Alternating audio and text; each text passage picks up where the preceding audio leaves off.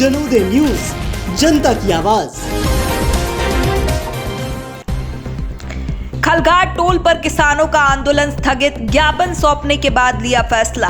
5000 किसानों का हाईवे 52 पर प्रदर्शन थमा, प्रशासन से चर्चा के बाद विराम।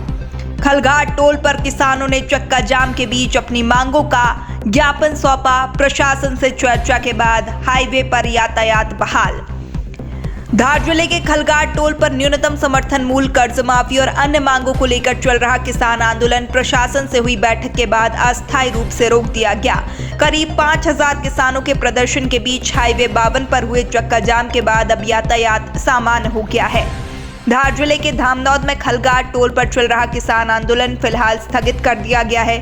धार, बड़वानी, खरगोन और खंडवा जिलों से पहुंचे लगभग 5000 किसानों ने कलेक्टर प्रियंक मिश्रा को ज्ञापन सौंपने के बाद आंदोलन को अस्थायी रूप से रोकने की घोषणा की। किसान न्यूनतम समर्थन मूल्य, कर्ज माफी और अन्य मांगों को लेकर नेशनल हाईवे 52 पर प्रदर्शन कर रहे थे। आंदोलन के दौरान किसानों ने हाईवे पर पेड़ रखकर चक्का जाम किया। स्थिति को देखते हुए प्रशासन ने पूरे धार जिले में धारा 144 लागू की और करीब 400 पुलिसकर्मियों का बल तैनात किया गया। किसानों और प्रशासन के बीच हुई बैठक के बाद देर रात आंदोलन स्थगित करने का निर्णय लिया गया। धार कलेक्टर प्रियंक मिश्रा ने कहा कि किसानों ने शांतिपूर्ण तरीके से ज्ञापन सौंपा है। उनकी सभी मांगे राज्य और केंद्र सरकार तक भेजी जाएंगी।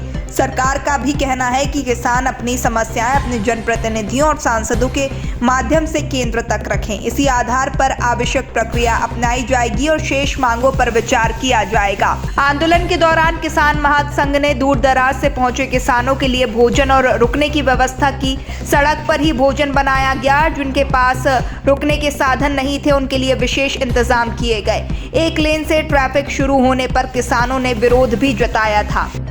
देखिए, अभी लगभग 8 बजे जो भारतीय मजदूर किसान महासंघ के राष्ट्रीय किसान मजदूर महासंघ के द्वारा जो सुबह से खलघाट पे जो आह्वान किया गया था चक्का जाम का, उसके तहत पूरे दिन भर ये चक्का जाम की कार्रवाई की गई। अपने शांतिपूर्वक तरीके से किसान भाइयों ने भी अपनी बात को रखा, बट निश्चित रूप से जो एवी रोड है उस पर कुछ व्यवधान, डाइवर्जन उत्पन्न हो रहे थे।